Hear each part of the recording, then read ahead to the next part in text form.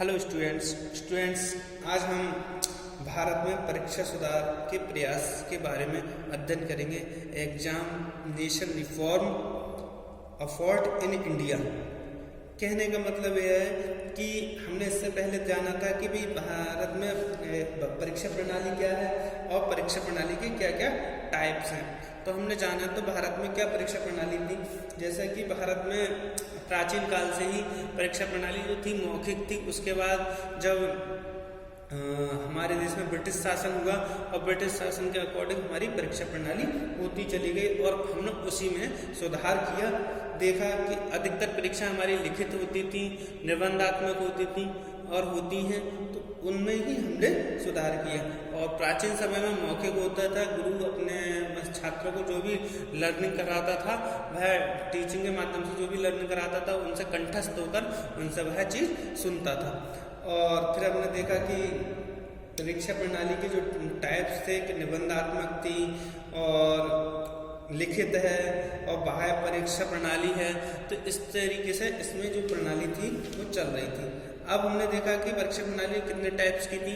तो हमने जाना कि हमारी वार्षिक परीक्षा प्रणाली थी, उसके बाद सेमेस्टर परीक्षा प्रणाली थी, ऑनलाइन परीक्षा प्रणाली थी और ओपन बुक एग्जामिनेशन प्रणाली थी।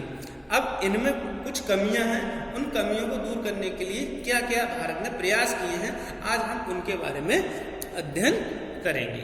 स्टूडेंट्स, जैसे कि आप जानते हैं हमारा देश 15 अगस्त 1947 को देश आज़ाद हो गया, स्वतंत्रता प्राप्त हो गई।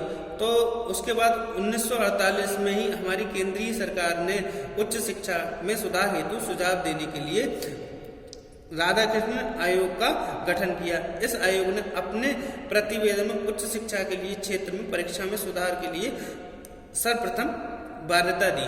उसने कहा कि जो उच्च शिक्षा में जो परीक्षा है प्रणाली है वो इतनी अच्छी और प्रभावी नहीं है, इसलिए सबसे पहले उसी में उनमें उसको सुधार करने का प्रयास किया। इसके बाद 1952 और 53 में मुदालियर का आयोग का गठन हुआ जो माध्यमिक शिक्षा पर पूरी तरीके से फोकस करता था। फिर उसने माध्यमिक शिक्षा प्रणाली में जो एग्जामिनेशन सिस्टम था उस पर सुधार हेतु बहुत सारे कार्य किए। अब उसके बाद सन 1964 में और 266 में कोठारी कमीशन आयोग का गठन हुआ जिसने इससे संबंधित समस्याओं का अध्ययन किया। इसने परीक्षा संबंधी समस्याओं का अध्ययन किया और बताया कि हमें जो इसमें नहीं लिखा हुआ है, मैं आपको बता दूं कि कोठारी कमीशन जो है पहला कमीशन है जिसने वस्तुनिष्ठ प्रश्नों पर अधिक बल दिया और बहुविकल्पीय प्रश्नों के बारे में सबसे पहले बताया और अपने अधिकार क्षेत्र में माध्यमिक स्तर पर इसे लागू भी कराया। क्लियर? तो कोठारी आयोग ने परीक्षा संबंधी समस्याओं पर ध्यान दिया और उनमें सुधार करने का अथक प्रयास किया। उसके बाद इस बीच जो हुआ, विभिन्न प्रांतीय माध्यमिक शिक्षा बोर्डों ने, एनसीईआरटी ने और यूजीसी ने परीक्षा में अनेक सुधारों हेतु प्रयास किए। बहुत सारे प्रयास किए कि हमारी जो परीक्षा प्रणाली है वो सुधर जाए और इसका जो देश में अच्छे छात्रों का अच्छा मूल्यांकन हो और देश में जो छात्र हैं वो उच्च कोटि के हमारे समक्ष आए और जिनसे हमारे देश का क्या हो, विकास हो। तो इसलिए बहुत सारी रिफॉर्म्स किए। उन रिफॉर्म्स के आधार पर हमारी परीक्षा प्रणाली आज भी सुधारात्मक रूप में चल रही है और कुछ सुधार जो हैं वो निम्न प्रकार है, वो हम आज उनके बारे में अध्ययन करेंगे। क्या क्या सुधार है देखने का प्रयास करते हैं। स्टूडेंट्स देखिए, स्टूडेंट्स सबसे पहले मूल्यांकन प्रक्रिया और परीक्षा सुधार। मूल्यांकन प्रक्रिया और परीक्षा सुधार, the evolution process and examination. जो प्रोसेस थी एग्जामिनेशन सुधार की क्या है, तो कोठारी आयोग ने अपनी रिपोर्ट में लिखा कि निष्पादन का आकलन अधिगम और शिक्षण प्रक्रिया का अभिन्न भाग है। मतलब उन्होंने कहा कि जो आकलन है, अधिगम है, उसमें जो कहा जाए शिक्षा का जो निष्पादन है, कहने का मतलब परीक्षा का एक इम्पोर्टेंट रोल है। समझ में आ रहा है बात कि जो अधिगम है यानी कि लर्निंग है या टीचिंग है, उनमें परीक्षा का एक इम्पोर्टेंट रोल है।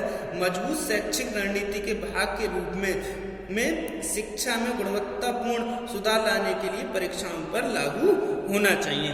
तो ये लागू होना चाहिए, उन्होंने कौन कौन से सुधार दिए भाई परीक्षा को, अगर हम अपनी जो शिक्षा है उसको वैल्यूएबल शिक्षा बनानी है तो परीक्षा प्रणालियों में ये सब चीज़ लागू होनी चाहिए, जिससे एक उच्च स्तर की शिक्षा का विकास हो और हमारे पास क्वालिटी वाले स्टूडेंट्स आए। उन क्वालिटी वाले स्टूडेंट्स के लिए उन्होंने क्या क्या कहा, देखिए इन उद्देश्यों की पूर्ति के लिए, जो उद्देश्य हैं उन उद्देश्यों की पूर्ति के लिए परीक्षा में निम्न सुधार के लिए किए गए व अब बहुत सारे सुधार किए गए, अब भी इन पर सुधार होने का किया जा सकता है, गुंजाइश है। कौन कौन से सुधार हो सकते हैं देखते हैं स्टूडेंट्स। सबसे पहली बात हम करते हैं कि स्मृति पर अधिक महत्व ना देना। कहने का मतलब है स्मृति मतलब रटने वाली चीज पर ज्यादा महत्व ना देना, ज्यादा से ज्यादा महत्व ना देना। उसके बाद हम बात करते हैं सतत एवं व्यापक मूल्यांकन की। जो हमारा परीक्षा प्रणाली है वो सतत हो यानी कंटिन्यूअस हो और व्यापक हो, तभी एक अच्छा मूल्यांकन हो सकता है। उसके बाद हम बात करते हैं नेक्स्ट, परीक्षा में शैक्षिक व अशैक्षिक दोनों पक्षों का समावेश हो। यानी कि जो हम बात करते हैं, हम मान लो एग्जाम करा रहे हैं तो उसमें शैक्षिक योग्यता की तो जांच हो ही हो, अशैक्षिक योग्यता की भी जांच हो। कहने का तात्पर्य है कि हमें स्टूडेंट्स की मेंटल एबिलिटी का तो परीक्षा लेनी है, उसकी करेक्टर की, उसकी वैल्यूज की भी परीक्षा लेनी चाहिए, जिससे उसका करेक्टर खराब ना हो। और भारत में आजकल बहुत सारी स्थितियां आप देख रहे हैं कि स्टूडेंट्स पढ़ रहे हैं, माँ बाप का सम्मान नहीं कर रहे हैं और बहुत सारी घटनाएं घटित हो रही हैं जो अनैतिक हैं। तो उनके सुधार के लिए आज शिक्षा के जो क्षेत्र हैं, कह सकते हैं हम, पर्सनालिटी चेक करी जाए, उनकी पर्सनालिटी, उनकी चरित्र पर कैसे ध्यान रखा जाए, उसका भी एवेल्यूशन हो, उसके आधार पर हमारी उनकी परीक्षा में उत्तीर्ण करने का तरीका लागू हो। क्लियर। उसके बाद आ जाती है अध्यापक, विद्यार्थी और अभिभावकों द्वारा मूल्यांकन प्रक्रिया का प्रभावी उपयोग। मतलब हम जो मूल्यांकन करना है, एग्जाम ले रहे हैं, उसका प्रयोग या उपयोग अध्यापक भी कर सके, टीचर्स भी कर सके, मतलब टीचर्स भी कर सके, पेरेंट्स भी कर सके और स्वयं स्टूडेंट्स भी इसका उपयोग कर सके। उसके बाद आ जाती है परीक्षाओं का संचालन में सुधार। परीक्षाएं आजकल क्या होती हैं, उनको जो संचालन करते हैं, जो डायरेक्ट करते हैं, वो बहुत अच्छे तरीके से उनका डायरेक्शन नहीं होता है। आप लोग आए दिन सुनते हैं कि यहाँ नकल हुई, वहाँ नकल हुई, और इनसे क्या हो जाता है, मेधावी छात्र पीछे रह जाते हैं। तो उनका संचालन पर भी विशेष ध्यान दिया जाए। उसके बाद आती है हमारी बात, सेकेंडरी स्तर पर ही सेमेस्टर प्रणाली का प्रयोग किया जाए। सेकेंडरी यानी माध्यमिक स्तर पर भी क्या करा जाए कि इसमें सुधार किए जाए। उसके बाद आ जाती है अंकों की जगह, अंकों के स्थान पर नेक्स्ट अंकों के स्थान पर ग्रेडिंग सिस्टम लागू किया जाए। अब बात करते हैं भाई परीक्षा सुधार हेतु क्या ढांचा होना चाहिए, क्या स्ट्रक्चर होना चाहिए।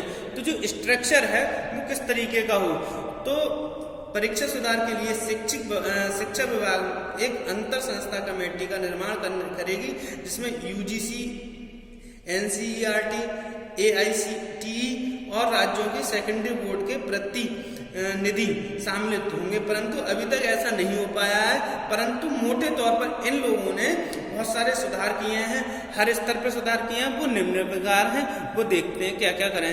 प्राथमिक स्तर पर उन्होंने कहा शेष क्षेत्रों और कक्षाओं में अधिगम के न्यूनतम स्तर की विशेषताओं को इंगित करने और विभिन्न परिस्थितियों के अनुकूल लचीला मूल्यांकन अभिकल्प तैयार करना, अध्यापन और अधिगम का मूल्यांकन का प्रयोग करना है। कहने का मतलब क्या है, प्राथमिक स्तर पर जो मूल्यांकन हो, परीक्षा हो, वो लचीली हो यानी फ्लेक्सिबल हो, उनमें कभी भी बदलाव किया जा सके। उसके बाद है सेकेंडरी स्तर पर। सेकेंडरी स्तर पर बात करते हैं पाठ्यक्रम विषयों में उपलब्धि के स्तर का आशातीत विशिष्टीकरण, सतत और व्यापक मूल्यांकन की लचीली योजना अभिकलित तैयार करना चाहिए। मतलब क्या है, हम सेकेंडरी स्तर पर विशिष्ट योग्यता पे बहुत ध्यान देना चाहिए, क्योंकि सेकेंडरी स्तर पर बच्चा क्या होता है, एक तरीके से टीन एज में आ रहा होता है, कैसे किशोर अवस्था में आता है, और किशोर अवस्था में वो एक अच्छा रूप लेता है, तो उस पर विशिष्ट ध्यान देना चाहिए उसके मूल्यांकन पर। उसके बाद आती है उच्च शिक्षा।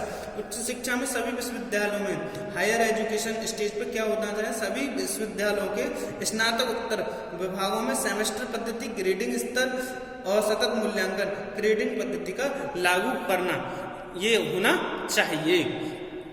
उसके बाद आ जाती है हमारी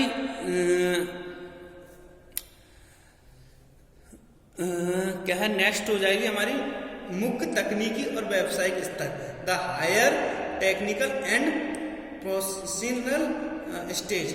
जो व्यावसायिक प्रोफेशनल स्टेज है उस पर क्या ध्यान है भाई, हमारी उच्च शिक्षा में क्या होना चाहिए, हर विश्वविद्यालय द्वारा, प्रत्येक विश्वविद्यालय द्वारा संस्थाओं के लिए मूल्यांकन के निर्देश तैयार करना, भाई उनका मूल्यांकन किस तरीके से किया जाएगा इसके लिए निर्देश तैयार करना। ये सिस्टम जो है वो हायर एजुकेशन में भी लागू होगा।